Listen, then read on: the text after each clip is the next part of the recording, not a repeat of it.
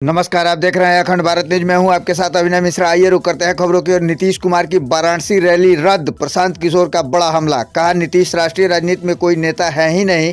लोकसभा 2024 में इतनी बुरी तरह से हारेंगे कि जेडीयू पार्टी हो जाएगी खत्म।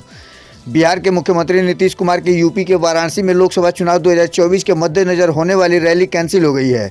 रैली कैंसिल होने के बाद से बयानबाजी का दौर खूब चल रहा है, क्योंकि जेडीयू के नेता रैली कैंसिल होने की को साजिश बता रहे हैं। तो वहीं बीजेपी का नेताओं का बयान है कि नीतीश कुमार को बनारस में वार्ड पार्षद इतना भी वोट नहीं मिलेगा। इन सबके बीच जन सुराज के सूत्रधार प्रशांत किशोर ने नीतीश कुमार और उनकी पार्टी के राजनीतिक भविष्य को लेकर बड़ा बयान दिया है। प्रशांत किशोर ने कहा कि नीतीश कुमार को ये समझ या आकलन करने की क्षमता ही नहीं है कि अगर आप महागठबंधन के साथ गए हैं और चुनाव हार गए तो आपकी पार्टी ही नहीं बचेगी, तो गठबंधन करिएगा किसके साथ। स्थिति ये हो जाएगी कि लोकसभा चुनाव 2019 में बुरी तरह से हारेंगे और जेडीयू पार्टी खत्म हो जाएगी। नीतीश कुमार राजनीति में कोई फैक्टर नहीं है। नीतीश कुमार राष्ट्रीय राजनीति में कोई महत्व के नेता नहीं है। प्रशांत किशोर ने कहा कि लोकसभा चुनाव 2024 के नज़रिए से इतना कह सकता हूं कि एक पार्टी जिसकी सबसे बड़ी हार होगी वो जेडीयू है। इस पार्टी को 5 सीटें भी नहीं आएंगी। नीतीश कुमार को बीजेपी की नीतियों से नहीं है कोई दिक्कत। प्रशांत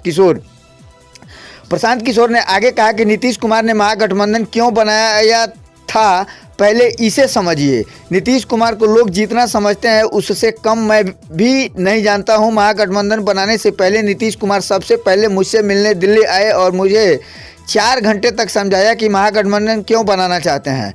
नीतीश कुमार ने महागठबंधन सिर्फ इसलिए बनाया था कि उनको लालू यादव और तेजस्वी यादव से कोई प्रेम नहीं है, बीजेपी की नीतियों से भी दिक्कत नहीं है। नीतीश कुमार के मन में ये डर था कि लोकसभा 2024 तक वो अगर बीजेपी के साथ बने रहे तो लोकसभा जीतने के बाद बीजेपी वाले मुझे हटा देंगे, क्योंकि बिहार में बड़ी पार्टी तो बीजेपी है। नीतीश कुमार उस समय ऐसा लग रहा था कि लोकसभा चुनाव 2024 जीतने के बाद बीजेपी वाले अपना मुख्यमंत्री बनाएंगे। ऐसे में बीजेपी ऐसी स्थिति पैदा करती। उससे पहले बीजेपी का साथ छोड़कर नीतीश कुमार लालू यादव के साथ चले गए। इस फैसले से नीतीश कुमार कम से कम साल 2025 तक तो मुख्यमंत्री बने रहेंगे। आइए सुनते हैं प्रशांत किशोर ने क्या कुछ कहा है। नीतीश कुमार कोई फैक्टर ही नहीं है। आप लोग बिहार में चूंकि पत्रकारिता करते हैं तो आपको लगता है कि दुनिया नीतीश कुमार के इर्द गिर्द घूमती है। भाई, नीतीश कुमार राष्ट्रीय राजनीति में कोई महत्व का नेता नहीं है। 24 के नजरिए से इतना कह सकता हूं कि एक दल जो सबसे बड़ी हार जिसको होगी वो है जदयू। उसको 5 सीट नहीं आएगा।